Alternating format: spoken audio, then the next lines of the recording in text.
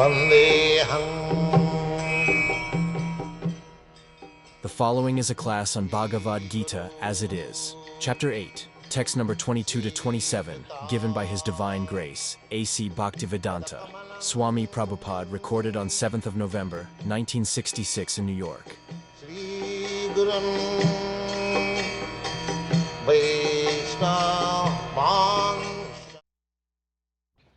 Purusasya paraprartha bhaktya labhastanannaya jasyantaskhani bhutani yena sarvamidam tatam. We have been discussing about the transcendental world. The transcendental world is above this material sky.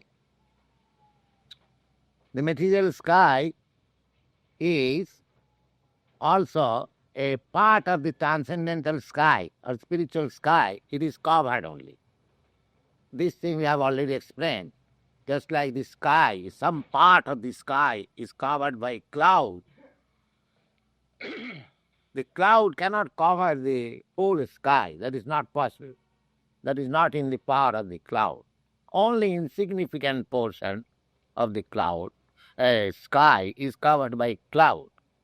Similarly, the unlimited sky, spiritual sky, and some portion of it, when it is covered by Mahatpatta or a spiritual cloud, the portion which is covered, it is called material sky. This material sky is meant for the conditioned soul. Just like the prison house. What is this prison house? The prison house is a certain area of the state, walled, all side wall and protected so that the prisoners may not come out. That is called prison. But it is within the state, within the city, and very insignificant portion. Similarly, this material manifestation is only a very insignificant portion of the spiritual sky. And it is covered so that we may not go to the spiritual sky. That is not possible. We cannot go, we cannot travel even in the outer space of this material sky. So here we have got very limited potency, but this is the situation. So there, in the spiritual sky, there are spiritual planets, and each planet, the Lord is manifested. There are innumerable planets. So here it is that information is given in the Bhagavad Gita that Purusasya paraprartha, that spiritual sky, the predominating personality of Godhead is transcendent. Just like here, in every country, in every planet, there is a predominating personality. In your country, the predominating personality is President Johnson. Similarly, in every country, there is a predominating personality. Similarly, every planet, there is a predominating personality. So the same system is there also, but there is no rival. Purusasya paraprartha. There, the personality of Godhead, there is nobody rival. That's like here, the predominating personality, President Johnson, when the next election will come, there will be so many rivals. But in the spiritual sky, there is no rival. In the spiritual sky, the Supreme Lord is the Supreme. And those who wanted to become rival, they are put into this material sky under condition of the material nature. This is the difference between spiritual sky and material sky. The Purusasya paraprartha, there the predominating personality of Godhead is transcendental. Because there is no rivalry, there are also inhabitants. In those planets, there are inhabitants. They are liberated souls. In the Bhagavad, we get information that their feature of the body is exactly like God. In some of the planets, the God is manifested in 2 hands, and some of the planets, the God is manifested in 4 hands. And the living entities, they are also of the same feature. The inhabitants or citizens, they are also of the 4 hands. And one cannot distinguish who is God and who is not God. This is called Sarupa Mukti, liberation of the same feature. There are 5 kinds of liberations. Sajujya, Sarupa, Salokya, Shasti, Samipya. 5 kinds of liberation. The Sajujya Mukti is to merge into the impersonal effulgence of God. That is called Sajujya Mukti. If you lie, you can merge your identity with the impersonal feature of the Supreme Lord, which is called Brahman, Brahma Jyoti. That you can do. But that is not very palatable. That we have discussed many times. But others, there are 2 schools of philosophers. One like to merge into the existence of the Supreme and close his identity, individual identity. No more individual here. That you can do. You close your identity. But that sort of merging is risky also, that you have several times discussed. But if you enter into some planets, spiritual planets, then you can have 5 kinds of liberation. One kind of liberation is Sarupa. You can have body exactly like God. Sarupa. Salokya. You can live in the same planet. Salokya. Salokya and Shasti. Shasti means you can have similar opulence as God has. Similar opulence. So much powerful you can become that you are as powerful as God is. That is called Shasti. And Samipa. Samipa means you can always remain with God as one of the associates. Just like Arjuna. Arjuna is always with Krishna as friend. This is called Samipa. So there are different kinds of liberations. Now any of these 5 kinds of liberations you can have. But out of the 5, the Sadhujya Mukti, or the liberation by becoming merged into the existence of the Supreme, is not accepted by the Vaishnava philosopher. We belong to the Vaishnava philosophical school. Vaishnava. Vaishnava means we want to worship God as He is, and we keep our separate identity eternally to serve Him. That is Vaishnava philosophy. And the Mayavad philosophy, and the impersonalist philosophy is that they want to close their individual identity and merge into the existence of the Supreme. Now here, Lord Krishna does not advise you. That is a suicidal policy. That policy is neither recommended by Krishna, the Supreme Personality of Godhead, in the Bhagavad Gita. Neither the Vaishnava philosophers, they accept it, to merge. They don't wish to close their individuality. The Lord Chaitanya, the stalwart amongst the Vaishnava philosophers, he said that he prayed, Nadhanang na janang na sundaring kavitang bhajagadisa kamahe mamo janmani ishare bhavakad bhakti rahitu gitai. The pure Vaishnava, unadulterated devotee of the law, they do not want even liberation. They don't want. They don't care for liberation also. What they want, just like in this prayer, Lord Chaitanya says, Mamo janmani janmani ishare bhavatad bhakti rahituki. I may remain your pure devotee birth after birth. That means when there is birth after birth, there is no liberation. So he doesn't expect even liberation. When you are liberated, there is no birth. Either you remain in the spiritual planet or you merge into the existence of the Supreme.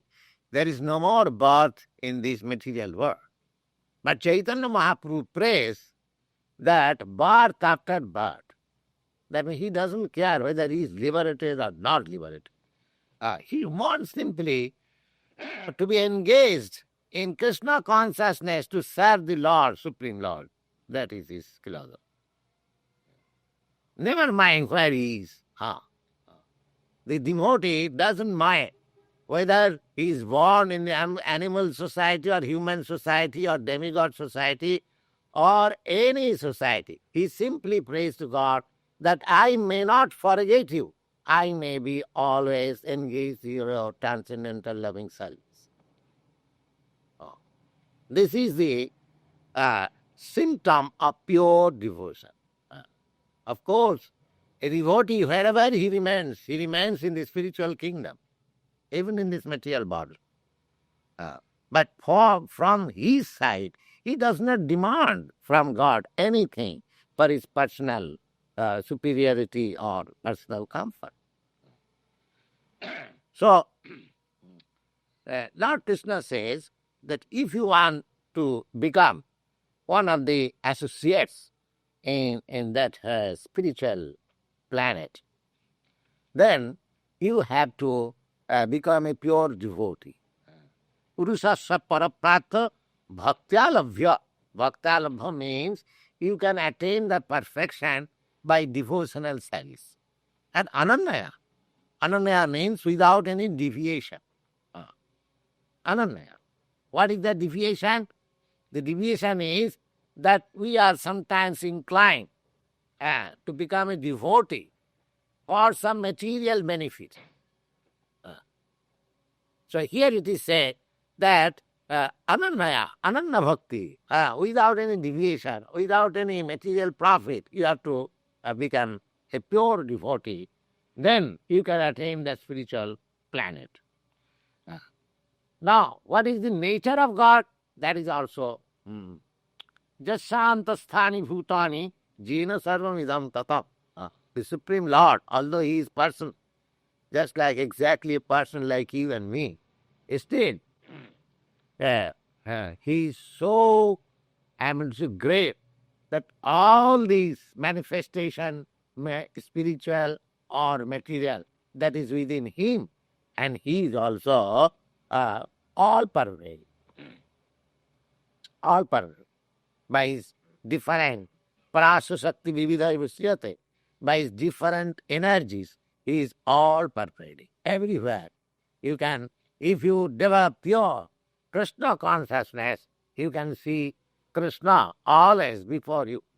Premanyana Charita Bhakti Vilochanena. These stages are there. So these are explained in the Srimad Bhagavad Gita. Then again, Lord Krishna explained, this is for the devotee.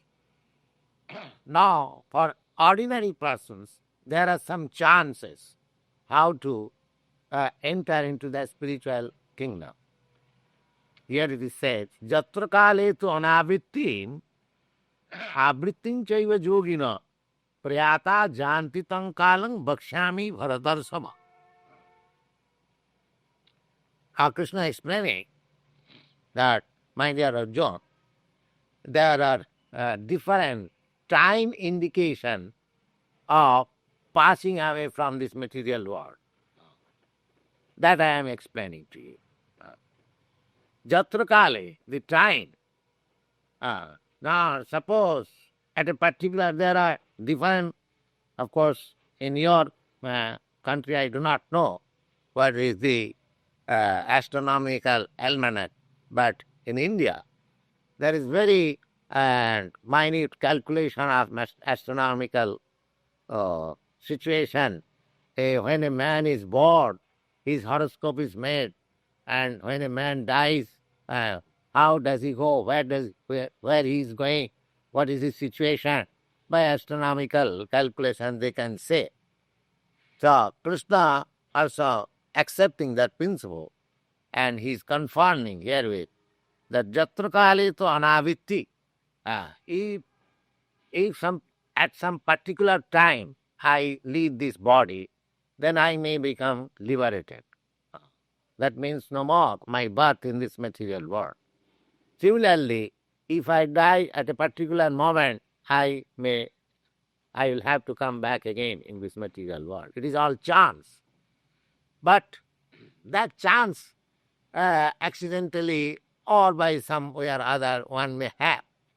But for the devotee, there is no such chance. He is surely, because devotee sada tadbhavu bhavit. A devotee is always in Krishna consciousness, so there is no question of chance. He does not give any chance to think otherwise. Therefore, he is guaranteed. But for others, there are some chances like that in a particular moment, if he dies, if he leaves this body, then he can enter into the spiritual kingdom. Agni Jyoti Rahasukla Sanvasa Uttarayanam and Tatta Prayada Gachanti Brahma Vidojana. You know that the sun's movement are different. 6 months on the northern side and 6 months on the southern side. The sun is also moving according to Vedic calculation. And in Srimad Bhagavatam, we get information that the sun is in the center of the universe. And it is also moving. As all other planets are moving, the sun is also moving. And the movement, I have seen, it is calculated that it is 16,000 miles per second. The sun's movement is like that. So, if we believe and we can see the sun's movement, northern side and southern side, so when a person dies during this movement of the sun on the northern side, then he can attain liberation. That is stated in Bhagavad Gita and other Vedic scriptures also. Dhoomaratri tatha Krishna sanmasa dakkhinayanam tatra chandramasam jyoti yogi prapya nivartate. And if somebody dies at night and in cloud, and this is during the 6 months when the sun is on the southern side, then the yogi, a person who dies in that particular time, he comes back again in this material world.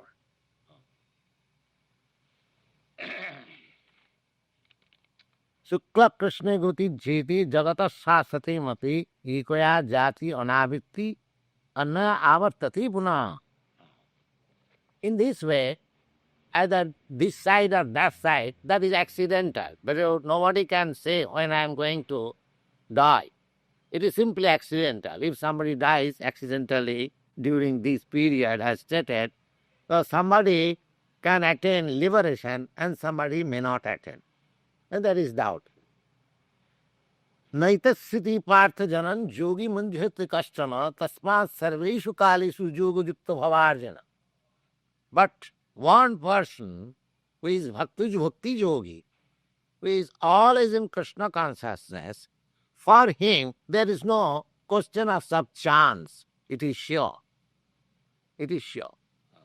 Even if he died at the time of the southern or northern, he has nothing to concern about that chance, because we have already discussed that at the time of death, if we can think of Krishna, that at once you are transferred to the Krishna Loka, Krishna platform.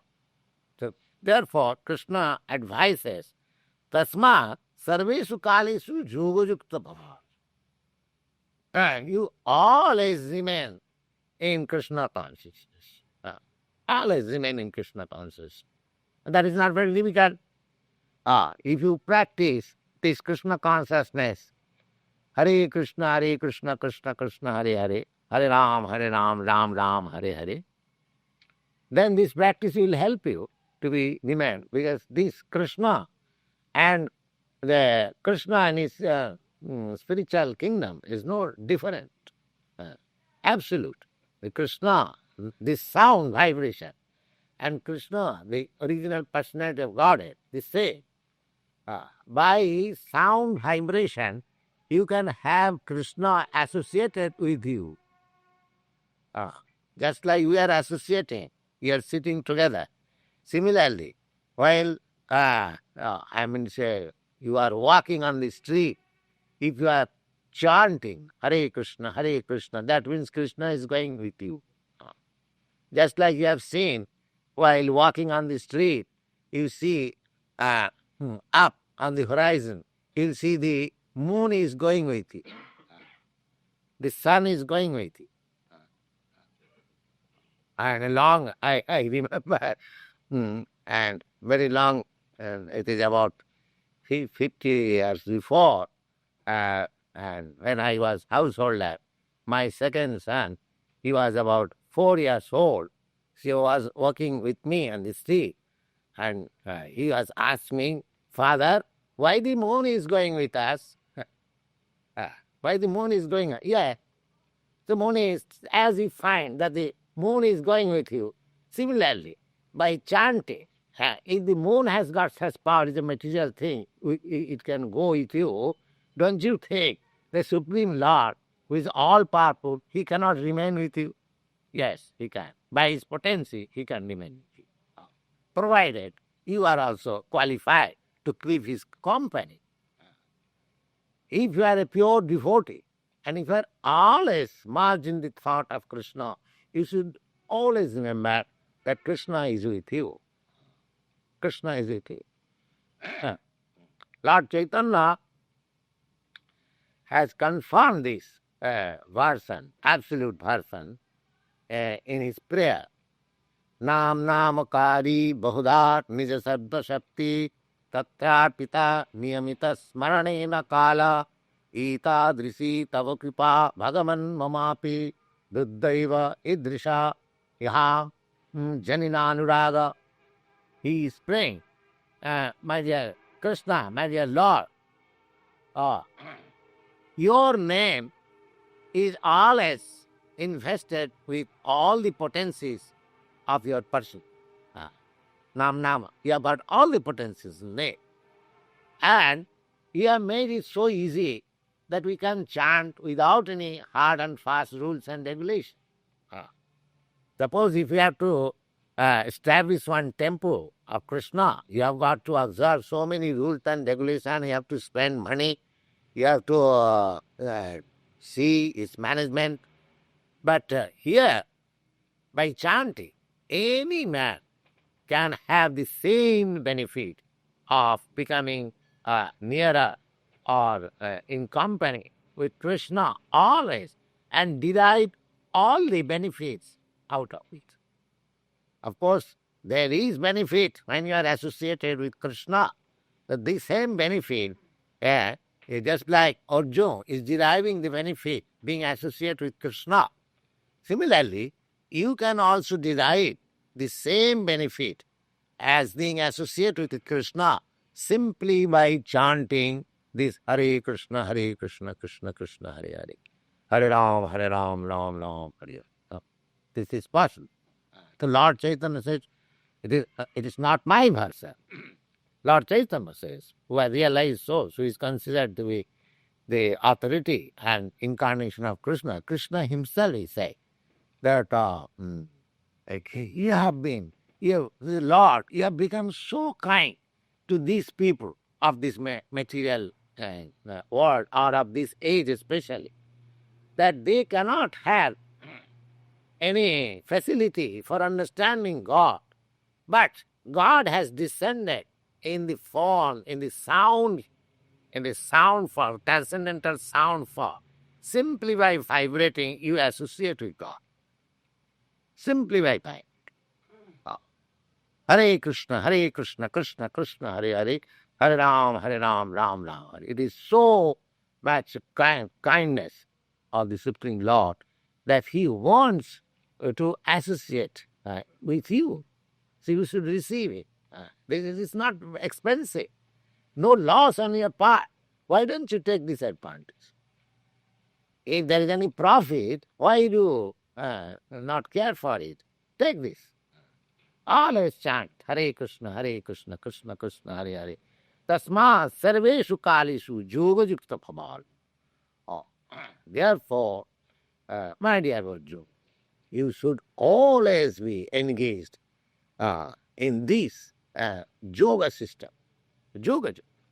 In this transcendental form of yoga. You haven't got to do anything. You're controlling your breathing system or some gymnastic system, nothing. Simply, you haven't got to acquire any specific qualification to chant this Hare Krishna, just like in your country. This language is Sanskrit, and some of you do not know the meaning. Still, it is so attractive when we chant Hare Krishna in the park or any public place. Oh, all ladies, gentlemen, boys and girls, they take part. So there is no rule or hard and fast rule for chanting. You just take to it, as recommended by Krishna here. Sarvesu kalis, always, 24 hours. He will be completely safe, even in this dangerous position. You should always know that this material world is always dangerous position. Just like you started the peace movement. Why? You are thinking the danger is coming. Danger is coming. Yes, at any moment there may be danger of war declaration, and all these innocent youths may be called to fight. So it is always, you may think that I am independent nation and this and that. You should always remember that this material world is full of danger. It is a dangerous spot. Therefore, who are Krishna conscious, who are devotee of Krishna, for them, this dangerous place is not suitable. This dangerous. Padang padang jagdipadang na tesham. Padang padang. In every step, there is danger. This place is not suitable for the devotees of the Lord. Padang padang jad vipadangana tesham in the Bhagavad. They are not meant for remaining this miserable, dangerous place. Yes. So we have got this nice body, human form of life, with an advanced consciousness. Just merge it into Krishna consciousness and be happy. This is the sum and substance of this moment. Take advantage of it and be happy. Thank you very much.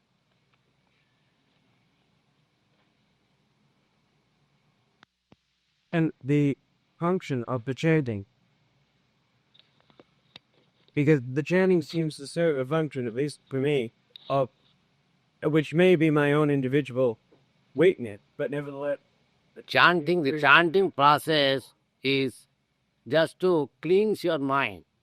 You have got so many misunderstandings about yourself, about this world, about God, and about our interrelationship between these things.